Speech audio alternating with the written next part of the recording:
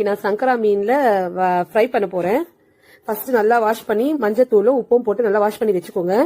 Wash பண்ணதுக்கு அப்புறம் கத்தி வச்சு சின்னதா கீரை இந்த மாதிரி 2 கீரை விடுங்க போடுங்க.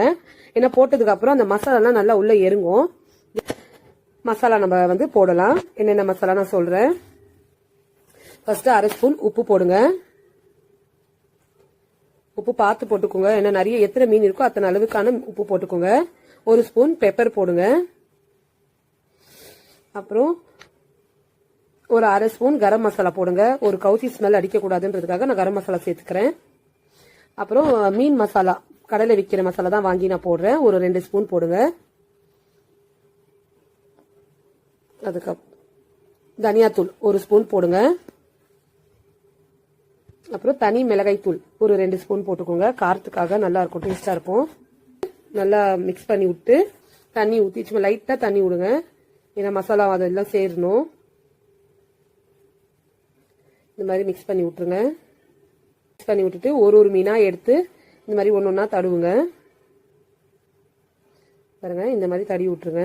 கோடெல்லாம் இருக்க பாத்தீங்களா, அது உள்ளெல்லாம் விட்டு தடுவுங்க. அப்பதான் உள்ள நம்ம சாப்பிடும் போது உள்ள மசாலாவா எரிஞ்சு இருக்கும். நல்லா சாப்பிடவும் டேஸ்டாவும் இருக்கும். நல்லா மிக்ஸ் பண்ணி ஒரு 1/2 அன் ஹவர் அதை அப்படியே விட்டுருங்க.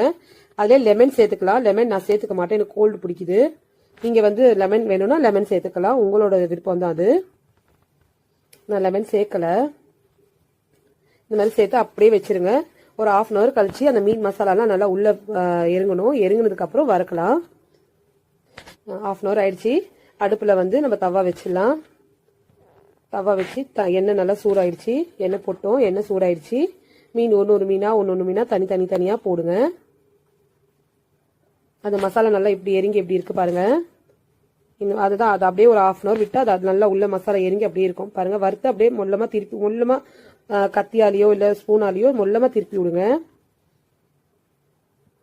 இது பாருங்க மொல்லமா திரும்பினா அது அப்படி எப்படி சூப்பரா மொறுமொறு நல்லா ஃப்ரை ஆயிருக்கு பாருங்க. வறுத்த மீன் எப்படி இருக்கு, நல்லா பீச்ல எல்லாம் எப்படி சாப்பிடுமோ அந்த மாதிரி இருக்கு பாருங்க. மீன் எப்படி இருக்குன்னு சொல்லுங்க கமெண்ட்ல. சூப்பரா இருக்கும்.